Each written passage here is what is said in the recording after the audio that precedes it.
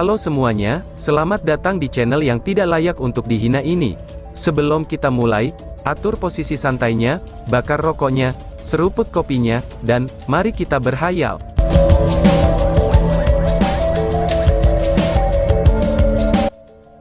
Kita lanjut ke alur ceritanya. Siput besar itu berbalik, dan tentu saja, yang tersisa di hadapan kelompok hanyalah cangkang yang luar biasa. Kedua tangan Long Hao Shen terangkat, dan kemudian menghentikan teman-temannya untuk tidak mendekati siput. Harta karun Raja Hutan Boa ini berakhir menjadi siput. Itu benar-benar sangat tidak terduga, terutama ketika atributnya yang tidak biasa. Dalam beberapa hal, ia termasuk tipe atribut kehidupan, dan dicampur dengan beberapa atribut heterogen lainnya. Dan karena siput ini tinggal di rawa-rawa, tubuhnya juga membawa atribut racun. Namun, siput di depan mata mereka memiliki atribut cahaya. Dari penampilannya yang gugup, siput itu tidak bisa menjadi teman baik dari Raja Hutan Boa itu, apalagi untuk menjadi seorang kekasih. Kemudian, itu hanya ada satu kemungkinan. Itu adalah musuh Raja Hutan Boa. Atau lebih tepatnya, itu adalah objek keinginannya di matanya. Tapi siput ini telah hidup dengan baik sejak lama. Membunuh hutan Raja Boa Teldan menarik perhatian Dewa Iblis Andromalius beberapa bulan terakhir, yang juga membuktikan bahwa siput besar ini adalah binatang ajaib dari tingkat ke-9 yang tidak memiliki masalah bertahan hidup di sini selama beberapa bulan. Dari sini, tingkat ancamannya tidak perlu dikatakan lagi. Untuk alasan ini, bahkan jika siput ini memiliki unsur cahaya yang sama dengan Long Hao Shen, tidak ada cara baginya untuk tetap membiarkan yang lain mengambil risiko untuk mendekatinya. Penjaga suci ke-11, apakah kamu mengenali binatang ajaib ini? Long Hao Shen berbalik dan bertanya. Api biru di mata pengawal suci ke-11 yang baru saja bergabung dengan sisi Long Hao Shen, mulai berdenyut saat dia merenungkannya. Sepertinya ada sesuatu yang terlintas di benaknya, tetapi dia tampaknya tidak begitu yakin. Jangan khawatir, tidak apa-apa bahkan jika itu hanya dugaan, kata Long Hao Shen. Long Hao Shen mencoba mendorongnya. Di tanah kematian ini, mereka telah bertemu boa hutan yang telah dianggap punah, dan binatang ajaib kuno lainnya seperti ikan gergaji. Siput besar ini sangat mungkin jenis binatang ajaib lain dari zaman kuno, tetapi tidak ada yang punya informasi tentang itu, dan dengan demikian tidak berani terburu-buru untuk mendekatinya. The Guardian ke-11 mengangguk ringan, dan memberikan jawabannya, jika dilihat dari auranya, itu pasti semacam binatang ajaib kuno.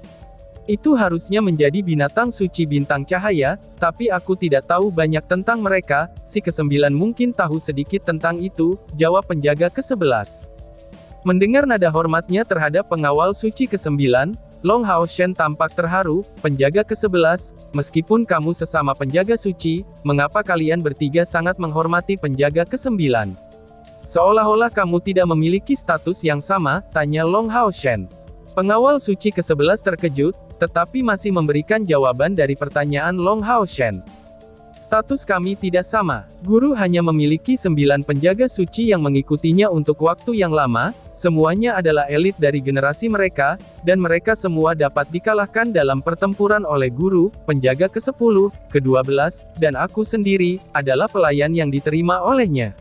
Dibandingkan dengan penjaga suci ke-9, kami sangat berbeda, baik itu dalam kekuatan, ataupun pengetahuan, jawab penjaga ke-11.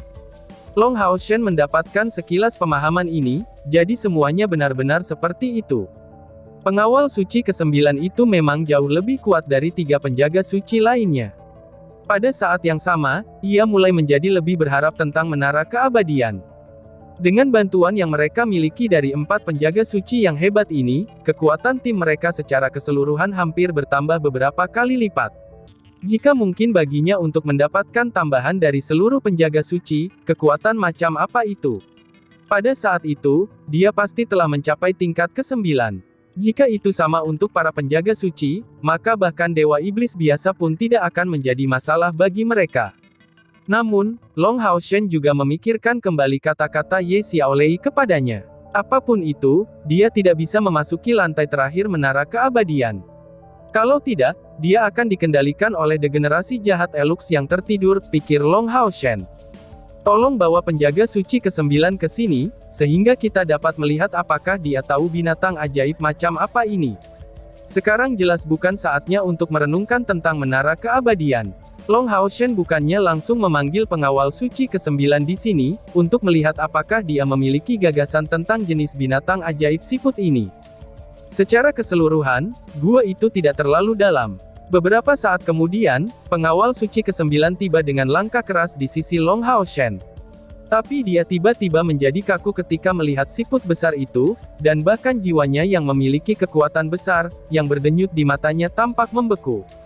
Long Haoshen tidak menghentikannya. Di samping kekuatannya, tampaknya ketiga penjaga suci lainnya hanya mempertahankan perasaan dan pengetahuan mereka, dengan beberapa naluri dan ingatan pertempuran mereka. Tetapi pengawal suci ke-9 tampaknya memiliki jiwa yang nyata. Misalnya, ketika melihat Chai rasa hormat dalam perilakunya tampak lebih nyata daripada Long Haoshen. Setelah beberapa saat, pengawal suci ke-9 tampaknya kembali ke keadaan normalnya, dan kemudian bergumam. Ini adalah binatang ilahi cahaya bintang dari era damai. Siput ilahi matahari dan bulan, kata penjaga ke-9. Mendengar tentang keakrabannya dengan jenis binatang ajaib ini, jiwa Long Haoshen bangkit. Jenis binatang ajaib macam apa itu, yang merupakan siput ilahi matahari dan bulan, tanya Long Haoshen. Penjaga suci ke-9 menjawab, bahkan selama zaman kuno, kelangkaan mereka bahkan melebihi naga. Untuk berbicara tentang siput ilahi dari matahari dan bulan, aku harus menyebutkan binatang ajaib Starlight terlebih dahulu. Mereka adalah sejenis binatang ajaib yang sangat kuat dari masa ini, semuanya adalah atribut cahaya. Segala jenis binatang ajaib dapat melahirkan binatang suci bintang cahaya. Dan masing-masing dari mereka adalah eksistensi di peringkat ke-10. Mereka berdiri sebagai wakil untuk cahaya, dan nilai mereka pun sangat besar. Setiap kali binatang ajaib bintang cahaya muncul, berbagai ras akan terikat untuk menyerang dari semua sisi, seperti ketika manusia berlari melintasi alat ilahi. Tidak ada ras yang tidak memiliki keinginan untuk memiliki mereka. Akibatnya, binatang ajaib bintang cahaya tidak dapat mereproduksi, dan jumlah mereka terus berkurang seiring berjalannya waktu, sampai mereka akhirnya punah, dan tidak ada yang pernah muncul kembali, kata penjaga ke-9 menjelaskan. Apa manfaat yang bisa dibawa oleh binatang ajaib Starlight itu? Tanya Long Haoshen dengan rasa ingin tahu. Penjaga suci ke-9 menjawab dengan berat. Aku bisa memberi kamu sebuah contoh sederhana agar kamu mengerti. Di masa lalu, ketika Master membangun Tower of Eternity, ia menggunakan intinya dan 3 inti magis dari binatang ilahi cahaya bintang. Dan sampai sekarang, menara keabadian masih sama mulianya. Ini justru karena keberadaan ketiga inti ini, yang menjadikan menara keabadian sebagai alat supra ilahi. Jawab penjaga ke-9. Hah, alat supra ilahi, kata Long Haoshen yang terkejut. Long Haoshen mendengar lagi kata baru. Penjaga suci ke-9 menjelaskan, alat supra ilahi yang disebutkan adalah, itu merupakan sesuatu seperti pilar dewa iblis yang baru saja kita hancurkan. Namun, pilar itu tampaknya masih belum masuk kategori dari peringkat alat supra ilahi, dan hanya pada tahap awal. Tapi pilar itu tampaknya hanya bagian dari semacam senjata ultra ilahi dari teror yang lebih besar daripada alat supra ilahi. Kami belum pernah melihat hal seperti itu sebelumnya, paling tidak dalam pengetahuan Tuan kami, sesuatu yang seperti hampir itu tidak ada. Di dunia ini, kita telah menjelajahi beberapa informasi mengenai alat ultra ilahi, tetapi pada kenyataannya, tidak ada banyak catatan tentang mereka, dan bahkan dalam buku-buku kuno dari zaman kita, kata penjaga ke-9. Di sampingnya, Lin Xin tidak bisa untuk tidak bertanya. Lalu, bagaimana kamu bisa meyakini, bahwa pilar dewa ilahi ini adalah bagian dari alat ultra ilahi, tanya Lin Xin. Penjaga suci ke-9 menjawab, itu dari auranya. Meskipun kekuatannya jauh melebihi senjata biasa, pada saat itu dihancurkan, itu mengeluarkan aura dari senjata ultra ilahi. Aura mengerikan semacam ini 10 kali lipat lebih kuat daripada menara keabadian. Keberadaan seperti itu tidak dapat dijelaskan, kecuali menyebutnya sebagai alat ultra ilahi, jawab penjaga suci ke-9. Long Haoshen mengangguk ringan, seolah-olah memahami situasi berbahaya mereka. Alat ilahi supra, dan alat ilahi ultra. Itu adalah pertama kalinya dia mendengar kategorisasi ini untuk alat ilahi. Tapi bagaimanapun juga, tidak ada keraguan tentang keberadaan mereka. Bukankah Tower of Eternity adalah alat supra ilahi? yang tidak pernah terlewatkan untuk membuat mereka kagum dengan misterinya. Dan itu bahkan lebih mungkin bagi 72 pilar Dewa Iblis untuk menjadi bagian dari alat ultra ilahi. Jadi, tidak mengherankan bahwa selama 6.000 tahun terakhir, tidak ada manusia yang bisa menghancurkan satupun pilar Dewa Iblis. Tetapi karena keadaan sudah demikian, bagaimana mungkin Hao Iwei bisa menghancurkannya, pikir Long Hao Shen. Untuk sesaat, pikiran Long Hao Shen sepertinya terlempar dalam kekacauan. Seolah-olah dia menebak-nebak, tetapi tanpa apapun untuk mengkonfirmasi atau membuktikan pikirannya. Selain itu, hipotesisnya juga tidak lengkap, dan masih penuh celah. Penjaga suci ke-9 melanjutkan perkataannya. Binatang ilahi Starlight untuk beberapa waktu juga eksistensi dari kelas yang sama. Dan di antara alat ilahi yang diwarisi dari zaman kuno, setidaknya 9 dari 10 di antara yang memiliki atribut cahaya, itu terkait dengan binatang ilahi cahaya bintang. Mayoritas besar dari hewan ilahi cahaya bintang memiliki kemampuan pertempuran yang besar, sehingga membunuh mereka untuk mendapatkan manfaat dari sumber daya mereka, itu pasti membutuhkan biaya besar. Dan di antara semua jenis binatang suci ilahi bintang, yang paling sulit untuk dihadapi adalah jenis yang sangat luar biasa. Karena tidak memiliki kekuatan ofensif sendiri, ia tidak dapat melukai musuh-musuhnya, dan hanya akan lari karena kelelahan musuh.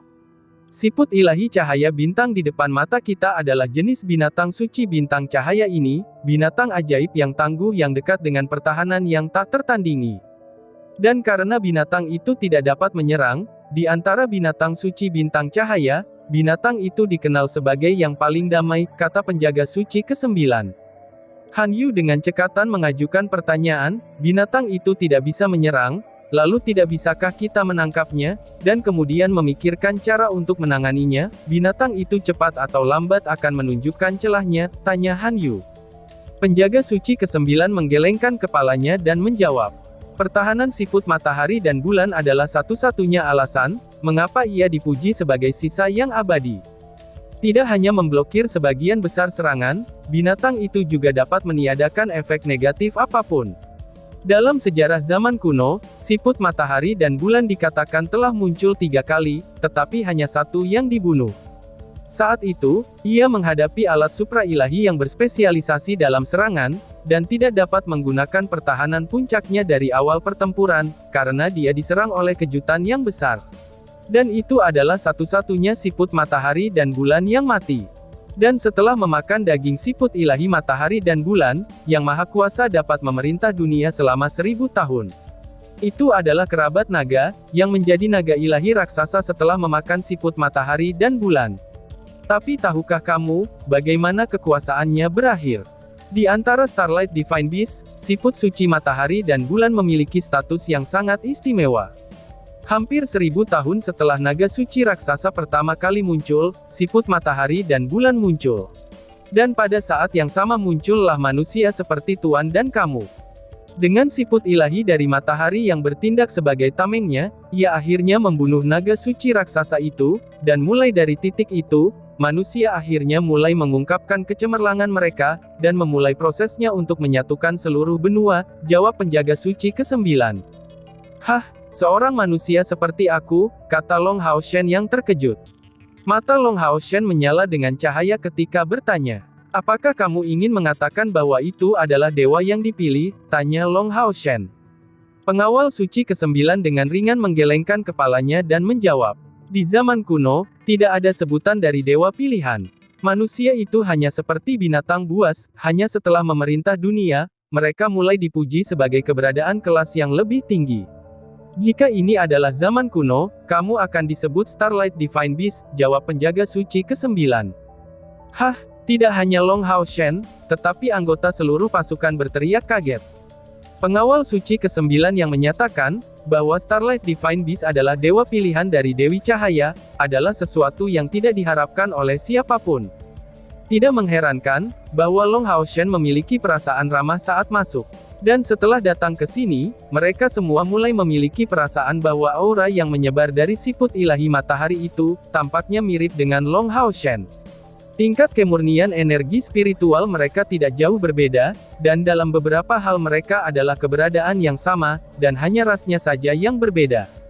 Lin Xin kemudian bergumam. Lalu, jika aku makan sepotong dagingmu, akankah aku berevolusi, kata Lin Xin.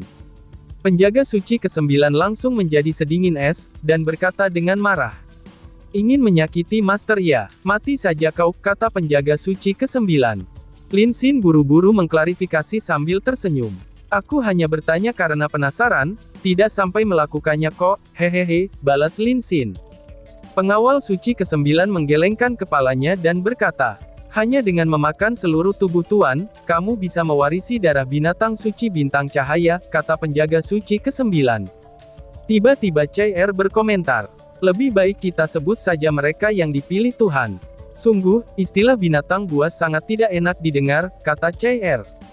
Pada saat itu, pengawal suci ke-9 yang tidak terpengaruh oleh yang lain, segera menatap CR, dan ketakutan mulai muncul dalam ekspresinya ketika ia mengangguk sambil melihat ke bawah. Sementara itu, Long Haoshen tampaknya telah mengatur pikirannya sebelum berkata. Jadi, untuk meringkas semua yang baru saja kamu katakan, di masa lalu ada naga raksasa dengan alat supra ilahi dalam kepemilikannya, yang berhasil memakan siput ilahi dari matahari dan bulan setelah membunuhnya. Dan dengan demikian, mereka menjadi naga raksasa suci yang memerintah benua selama lebih dari 1000 tahun. Kemudian, itu akhirnya dibunuh oleh salah satu yang dipilih dari Dewi Cahaya seperti aku, yang membangun fondasi untuk penyatuan benua oleh manusia, oh iya. Lalu bagaimana dengan yang ketiga siput ilahi matahari dan bulan, tanya Long Haoshen. Penjaga suci ke-9 itu menjawab. Ketika yang ketiga kali muncul, benua itu sudah berada di bawah kekuasaan manusia. Siput ilahi matahari dan bulan telah mengetahui tentang serangan mendadak terhadapnya, tidak ada yang berhasil menembus pertahanannya, dan hingga akhirnya dapat melarikan diri. Yang kita lihat hari ini, itu sangat mungkin sama dengan yang dulu. Karena aku tidak pernah mendengar penampakan jenis binatang suci ilahi lainnya yang muncul, jawab penjaga suci ke-9. Wang Yuan bergumam. Kedengarannya, ketika saat siput ilahi matahari dan bulan muncul, itu telah mengumumkan masa transisi sebelum perubahan pemerintahan di benua. Tapi satu-satunya pengecualian adalah yang siput ketiga kalinya. Sekarang, waktu kemunculan siput ilahi matahari dan bulan ini, itu bertepatan dengan penghancuran pilar dewa iblis kita. Bukankah itu menandakan, bahwa iblis akan binasa di bawah tangan kita, kata Wang Yuan. Meskipun Wang Yuan hanya mengatakan itu, semua orang memiliki perasaan gembira ketika mendengarnya. Setidaknya, ini pertanda baik. Dan lebih jauh lagi, pengawal suci ke-9 tampaknya tidak bertentangan dengan kesimpulan ini. Ketiga kalinya siput ilahi matahari dan bulan muncul, itu terjadi sebelum dimulainya perang antara manusia dan Tuan, kata penjaga suci ke-9. Untuk sesaat, semua orang terdiam, dan Long Haoshen segera bereaksi atas kata-kata pengawal suci ke-9. Apakah kamu mengatakan, bahwa nekromanser suci yang mendirikan menara keabadian, Elux yang tertidur, itu adalah salah satu pemimpin nekromanser yang menentang manusia dalam perang malapetaka itu, tanya Long Haoshen. Jiwa berkekuatan besarnya berdenyut di mata pengawal suci ke-9, dan tiba-tiba saja menjadi panas sebelum memberikan jawaban serius, Tuan memanglah pemimpin mereka, jawab penjaga suci ke-9. Dari kata-kata sederhana ini, semua orang merasa sangat terkejut. Bukankah itu berarti, bahwa Elux adalah penyebab utama bencana yang menimpa umat manusia, kepala semua nekromanser, dan memerintah kelompok mereka? Kemudian, tidak mengherankan bahwa Tower of Eternity akan menjadi sangat tangguh, jadi semuanya seperti itu ya, pikir Long Haoshen. Bibir Long Haoshen mengerucut, dan darah di pipinya menjadi jelas terlihat, dan itu dengan jelas menunjukkan keadaan pikirannya yang tidak stabil. Semua orang bisa memahami suasana hatinya saat ini. Meskipun menjadi seorang kesatria, ia telah memimpin rekan-rekannya untuk mendapatkan pemberian dari orang paling berdosa yang pernah melawan manusia, dan membawa bencana besar pada umat manusia, bahkan hampir menyebabkan kepunahan umat manusia. Dan justru karena malapetaka itulah manusia menderita pukulan besar setelahnya, dan mengikuti era kegelapan yang berlangsung selama 6000 tahun. Bagaimana mungkin itu dapat Long Haoshen tahan dengan mudah? Keheningan berlangsung beberapa saat, sebelum Long Haoshen menatap yang lain dan berkata, kita tidak bisa mengubah apa yang sudah terjadi. Tetapi di masa depan, kita tidak bisa terus berjalan dengan cara yang sama. Aku telah mengambil keputusan, bahwa di masa depan, kita tidak akan pergi ke lantai 3 Tower of Eternity dan lantai selanjutnya. Maaf semuanya, kata Long Hao Shen. Setelah mengatakan itu, dia membungkuk di depan yang lainnya. Kata-kata ini memiliki dua makna. Pertama, dia ingin memberikan permintaan maaf dan bertanggung jawab setelah mendapatkan pemberian dari ahli nujum ini, dan kemudian, karena keputusan yang dia putuskan untuk berhenti membawa kelompoknya untuk berlatih di Tower of Eternity. 6 lainnya dari Demon Hunter Squad langsung memisahkan diri, dan tidak ada dari mereka yang sanggup menahan permintaan maaf Long Hao Shen. Han Yu mendukung Long Hao Shen dan berkata, "Bos, jangan seperti itu. Kesalahan tidak terletak pada kamu, kami tidak tahu apa-apa tentang itu di masa lalu.